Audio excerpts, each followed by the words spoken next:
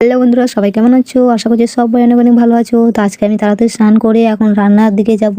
তাই ভাবছি রান্না কি করা যায়। তাই একটু টমেটো ছিল, সেই টমেটোগুলো নিয়েছি আর সাথে সয়াবিন নিয়েছি।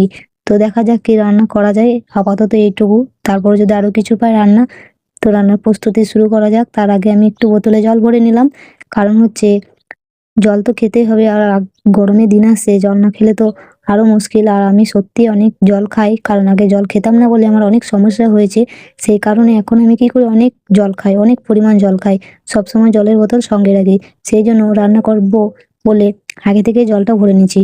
তো তোমাদের সাথে গল্প করতে করতে এইদিকে আমার ভাতটাও হয়ে এসেছে।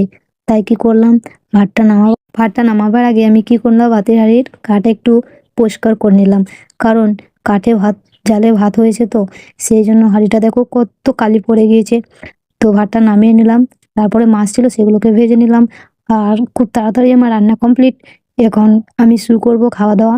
আর খাওয়া দাওয়া শেষ করে যেতে হবে ধানের কাছে, তাই আমি আগেই ফার্স্ট খেয়ে নিলাম। তো আজকের মতো এ পর্যন্ত ভিডিও। দেখা হচ্ছে নেক্সট কোনো ভিডিওতে। এটা